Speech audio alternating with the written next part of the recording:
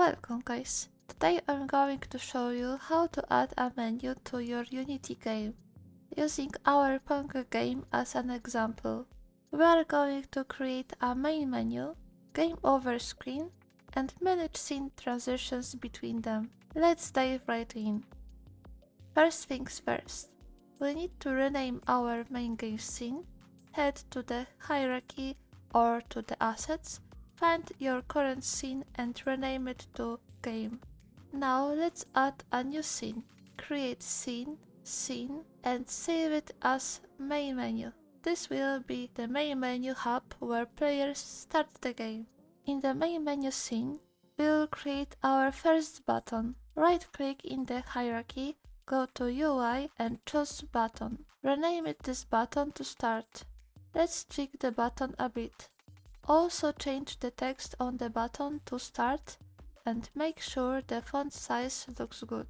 Now let's copy that start button, just Ctrl D to duplicate, rename it to quit and move its position down by setting the Y position to -400.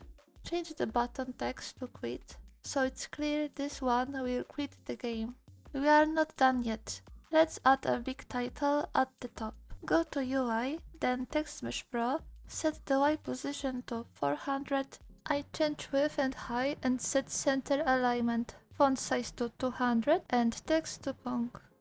Now click main camera and select background color to black. This gives our menu a nice retro feel.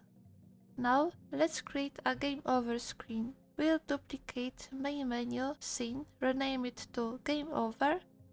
In the GameOver scene, change the start button to say play again, and the quit button to say menu. Finally, change the title from Punk to Result, where we'll later display the game outcome. Alright, with both scenes ready, we need to make sure they are added to the build. Go to File, Build Settings, and click Add Open Scenes. Add all three, the game scene, main menu, and Game Over. You can put them in any order you want. Just remember that. This will allow us to switch between them.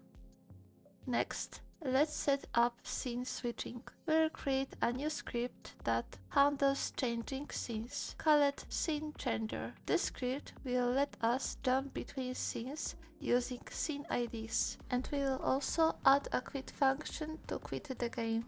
In the main menu scene, create an empty game object and call it SceneChanger.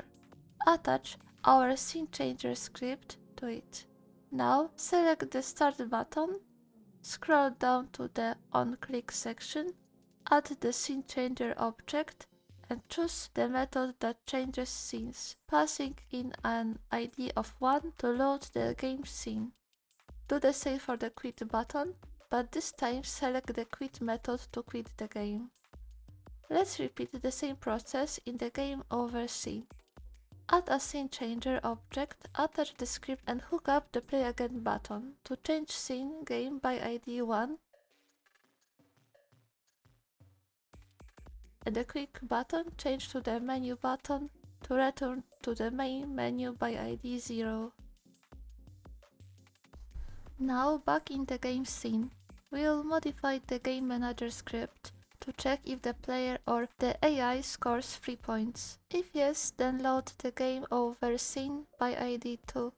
Remember to import the scene manager. Now I change in main camera background to black for game scene, and we are done. Let's start the game to check.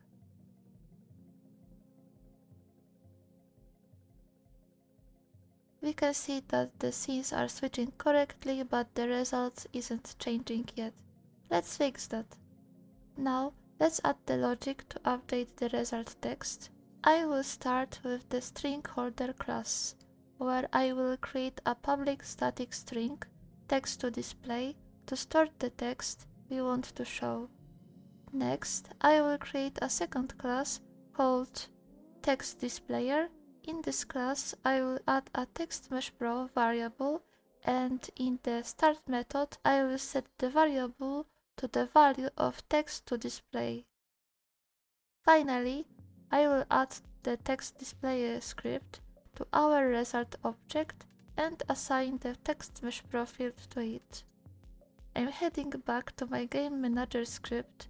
To adjust the logic, I will split it into two checks, one for whether the player wins and another for the AI wins.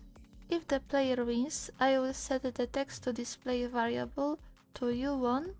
If the AI wins, I will set it to you lose.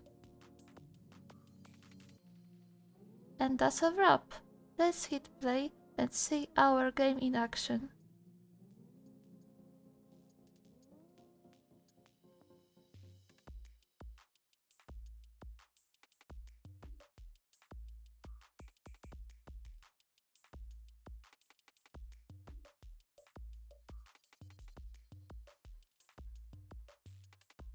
Looks like everything working perfectly. If you want to create your own Pong game, make sure to check out the previous video. Thanks for watching, don't forget to like and hit subscribe. See you in the next video.